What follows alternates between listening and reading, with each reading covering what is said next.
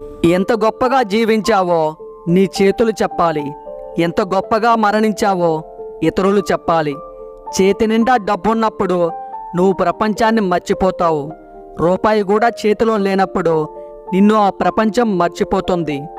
గెలవాలన్న తపన, గెలవగలను అన్న నమ్మకం, నిరంతరం సాధన, ఈ మూడు ఉంటే ప్రపంచంలో దేన్నైనా సాధించవచ్చు.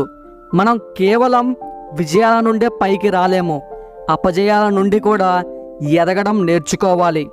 మనం ఎంత మంచిగా ఉన్నా ఎవరో ఒకరి కథలో చెడ్డవాళ్ళమే.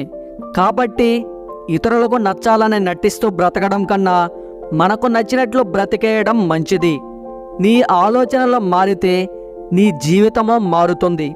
క్రమశిక్షణ లేని చదువు, సమయపాలన లేని విధి నిర్వహణ, ఆచరణ లేని మాటలో నీకే కాదు నీ చుట్టుపక్కల వారికి కూడా కీడు చేస్తాయి.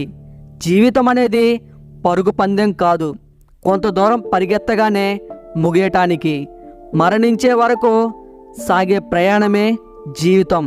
ఇక్కడ గెలుపు ఓటములతో పని లేదు, మనం పాల్గొంటున్నామో లేదా అనేది ముఖ్యం. పుస్తకాలు చదివితే జ్ఞానం వస్తుంది, మనుషులను చదివితే లోక జ్ఞానం వస్తుంది.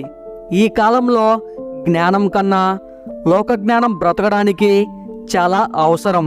ఖాళీ జేబు నేర్పే పాఠం జీవితంలో ఏ గురువు నేర్పలేడు మిత్రమా. ఈ వీడియో మీకు నచ్చినట్లయితే మీ సపోర్ట్గా జస్ట్ లైక్ చేయండి చాలు. అలాగే మీకు ఇందులో ఏ పాయింట్ నచ్చిందో తప్పకుండా కామెంట్ చేయండి. ఇలాంటి వీడియోస్ కోసం ఈ ఛానల్కి ఇప్పుడే సబ్స్క్రైబ్ అవ్వండి. Thank you.